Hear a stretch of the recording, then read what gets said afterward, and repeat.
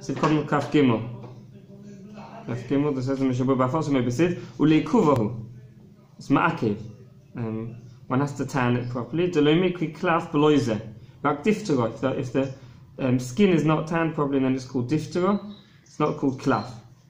You have to leave it in the skin in the sid, in the lime, until all the hair falls. You shouldn't remove the hair by scraping it off. It has to be moved through the tanning process. If one removes the or too early from the sid, from the chemicals, before it's tanned properly, then it's called diphthera. Diphthera danu posel, and it's one's not it's not good enough. It's not called klaf. It's posel. Because of the sofa if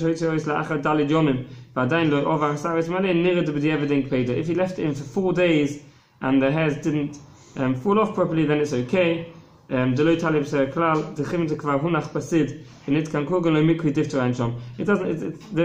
Whether the hairs fall off or not is just a way of knowing if it's been tanned properly, but it's not ma'akiv. And therefore, if you left it in long enough and it's properly tanned, the skin has shrunk. All the moisture is left the skin, then it could be called klaf, even if the hairs are left on, as long as it's tanned properly. Okay, let's continue. Back to the Shulchan Aruch. It has to be that the ibud is done l'shem mitzvahs tefillen, right? So one can't just take tanned skin, buy tanned skin, and then use it for right. In Pasha, it has to be that it's done l'shem mitzvah. Toiv lohitzi b'sfosov b'tchilas ha'ibud shumavdu l'shem tefillen, and it's good to say this at the beginning of the tanning process. It's good to say that he's doing the tanning process for the sake of the mitzvah of tefillen. Says now from the Loshen toiv lohitzi, it sounds like, well, it's not the end of the world if one doesn't. It's not ma'akiv if one doesn't. Toiv means it's a good thing to do. It's not ma'akiv. So we can already see from the Loshen to Shulchan Aruch that it's not ma'akiv. It's kosher even if one didn't say it with one's words. And if we look at the MISHNA Berura, Tzivkot Kaf Daled, we'll confirm that. That's the fourth bottom line. B'sfosov u'b'di'evad dai b'machshava. B'di'evad, it's good enough if one thinks l'shem mitzvah, even if one didn't say it. Okay, now the problem is that you may remember from when we learned Hilchos that we talked about the spinning. The spinning of the tzitzis has to be done l'shem mitzvah, the spinning of the strings, and then we saw that one has to say it. It's not good enough for machshava. One has to say l'shem mitzvah tzitzis, and also we'll see later on in Hilchos Tefillen, also with the writing, when the sofer writes, he has to say l'shem mitzvahs. So it's not good enough to think, everyone has to say it. So why here, all of a sudden, is it good enough to think it? So the answer is that because it's a machlokes if it's good enough b'machshava, thinking is good enough, or one has to verbalize it. That's one machlokes. There's also a separate machlokes if the ibud, the tanning, has to be done for the l'shem mitzvah, for the purpose of the mitzvah or not. So okay? The first one would apply to all the issues. Whenever correct. So both of these fakers by themselves were machmeh. We hold that we're machmeh in the first sophic that where we need something to be done l'shem mitzvah, one has to do it verbally, and machshav is not good enough. And we're also machmeh that the tanning process should be done lishmo and not shaloi lishmo. However, when it's putting the two of them together, then we're not machmeh.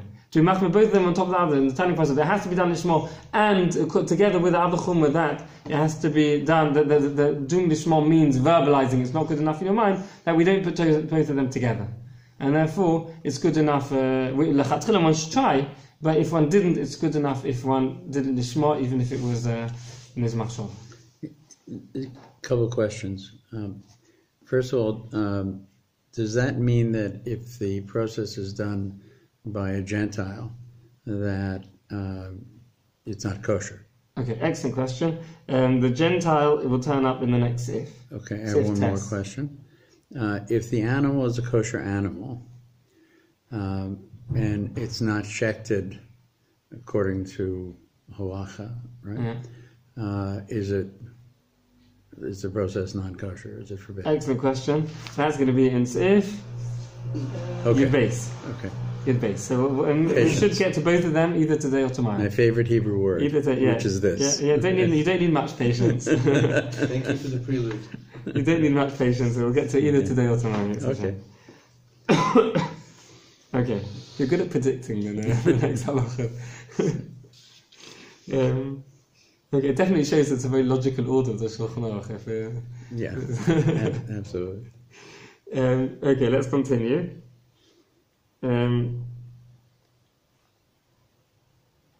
Okay, if we continue with the next Sivkot and Cafe, something we saw in Tzitzis, it reminds us of the halacha.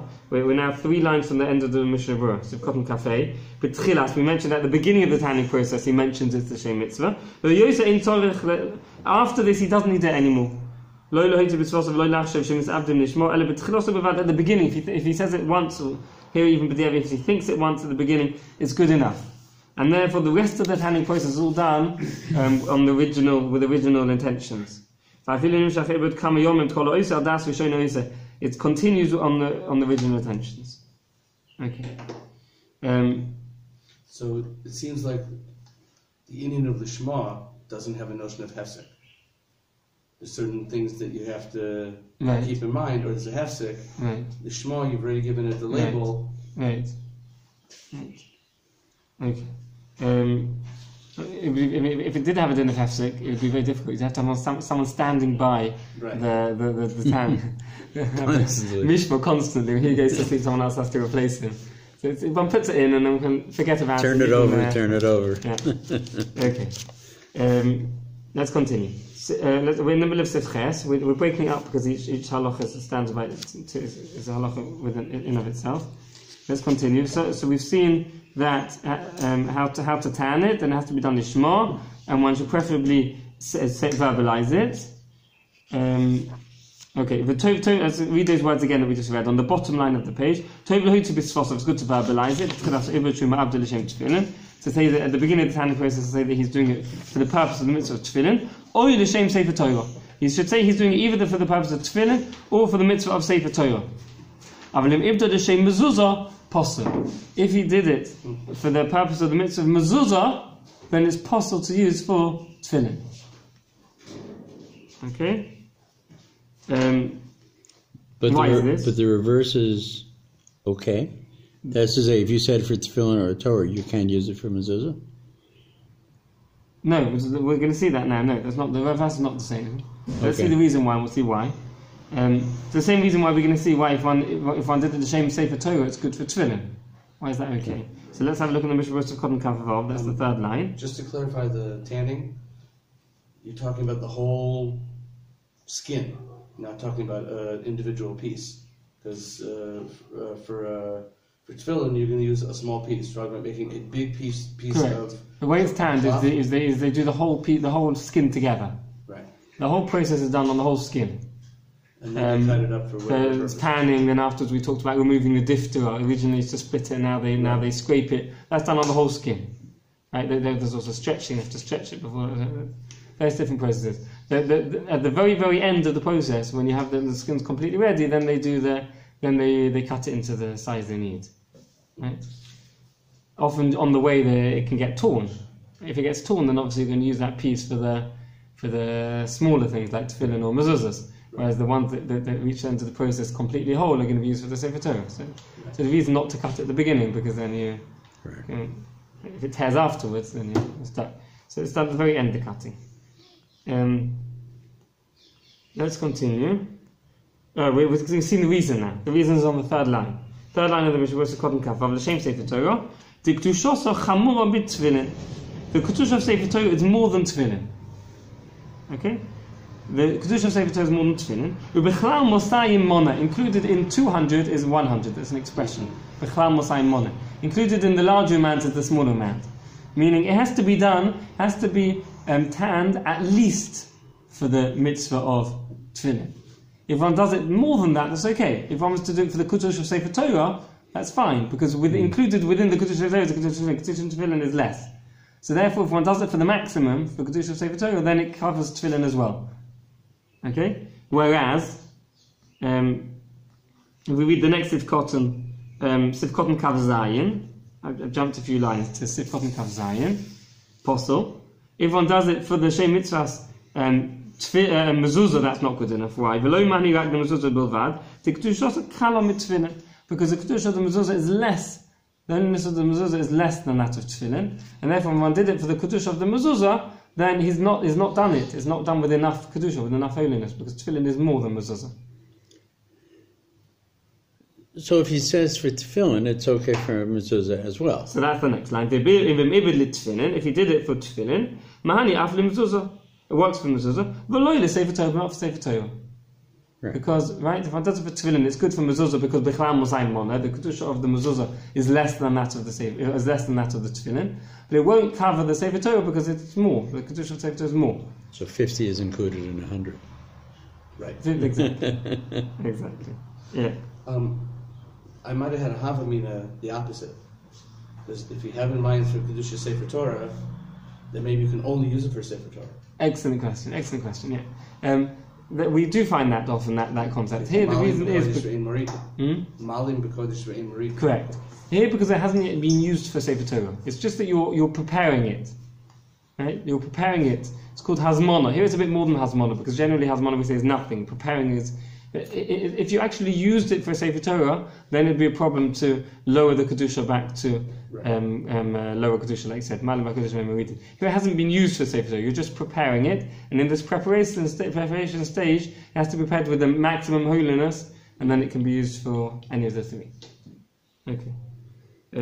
It also is potentially puts you in a position of violating a forbidden to waste something. Because if you said it was locked into Sefer Torah and you tore it in the process, now what do you do with it? Right. So you'd have a problem now. Yeah. Okay, so let's continue. So this is what they do now. They're ma'abed l'shem mitzvahs, the same Sefer Torah. That's the best way of doing it. Right. If you do the same Sefer Torah, then you can use it for anything. Okay, let's continue. So if test. Okay, this was your first question. What happens if a Gentile, if a goy, can he do the ibud or not? So test. In ibdoi einu Yehudi, if a goy did the tanning process, l'harambam posel. According to the Rambam, it's no good. It's invalid. Va'afilu omar le Yisrael la'abed lishmoi. Even if the Yisrael told him beforehand, please do it for the purpose of the mitzvah of tefillin. Ulhorosh, according to the Rosh, it's kosher. According to the Rosh, it's kosher. If, on condition that the Yisrael is standing by him and helping him do it, instructing him to do it l'shem mitzvah. According to the Rosh. According to the Rosh. But there's no tikkun for the Rambam. According to the Rambam, it's possible. According to the Rosh, it's kosher if the Yisrael standing there and instructing him to do it l'shem mitzvah. And he has to help him as well. So he has to help him a bit with the work. He has to help him a bit with the avodah, with doing the work of it. The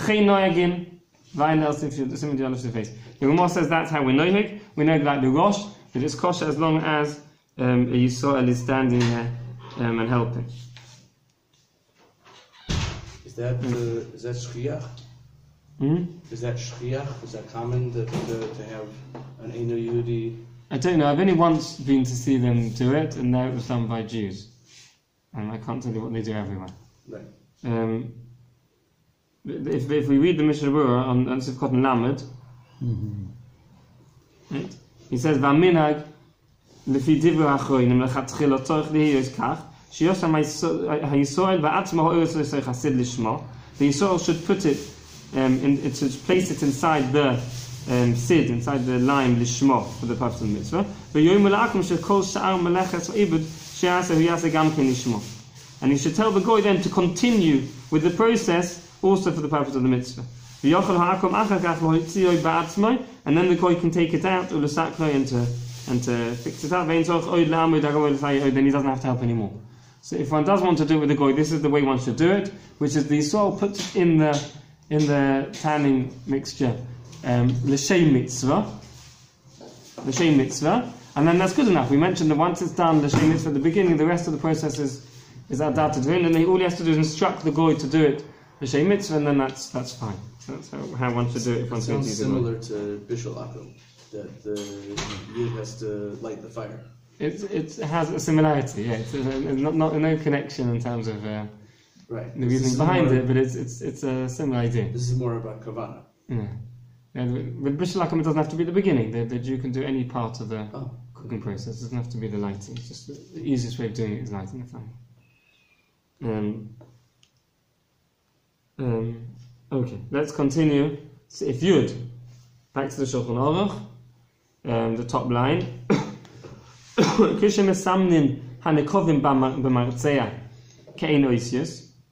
When one when they're making a simon, making a sign on the parchment, he's going to make a sign on the corner of the parchment to show that this is his parchment, which has been done. And the Shema, he makes a hole. That's the way they would do a simon, make a hole. He makes a hole in the parchment? He's making a hole in the corner. The edges of the parchment aren't useful because the parchment doesn't come out straight. Right. So the edges of the parchment are anyway going to be cut off. Right. So he's going to make a hole in the corner, in the corner part, which is anyway useless, as a sign. So he knows that this is the parchment that he's tanned the Shema, so you can recognize it afterwards. Okay. And then afterwards, it's going to be he's going to leave, or going to send it with a goy. And he's relying on the fact that he's going to recognise the parchment afterwards, and otherwise the goy might have switched it for other parchment. Right? That's the issue here. Right? So even though it's easy for the goy to forge it, because it's just holes that he can easily copy by putting one parchment on top of this other parchment and then cutting the same hole. Right? So even though it's easy to forge, we're not worried he's going to forge it. We know that the goy is scared. It could be that the Yisrael is going to recognize that the hole isn't quite how he did it. Right? It's not going to be an exact imitation. He's going to be able to recognize, or maybe he'll recognize the klaf. And therefore the goy is worried that he's going to recognize it. And the MISHNA Berura mentions the goy is worried maybe he did other simonim. Even if you can imitate this simon of the hole somewhere exactly, could be somewhere in the klaf there's another sign. Yeah, could be. Maybe he'll recognize that the holes have been done more recently. Where is this? I'm just reading the MISHNA Berura called Lamed Aleph, the 4 lines from the bottom of the page.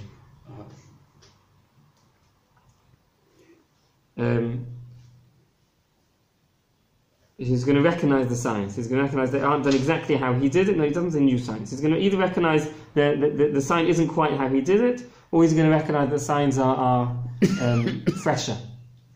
So therefore it's not a problem. This is fine. Let's continue. Seif Yud Aleph. We'll just read one more seif. Or she'ibdo shaloi lishmoi, v'yishtikun lachzor la'avdo lishmoi, yispar b'toy yodeh siman reish ayin aleph. If the oil was tanned not for the purpose of the mitzvah, is there any way of rectifying this? So he says, have a look at the Torah in Yodeh Siman Reish Ayin Aleph. That's Hilchos Sefer Torah. I had a look at the Torah there. He brings down Tshuva from one of the Goinim that one can, and there is a reverse process. Have a look at the details of stretching it and then re-tanning it.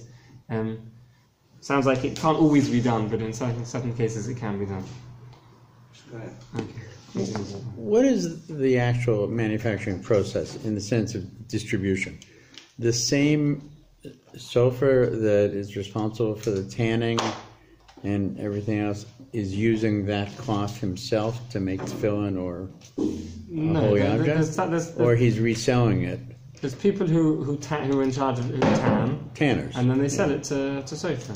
Yeah. So the mark on the tanned cloth is important to whom? The tanner, isn't it? At any stage where it's going to be sent with a goy or left under where a goy has authority over has the key or whatever, then so whenever it's out of the sight of the Jew, basically, it needs to have some sign so that when it returns to need a sign.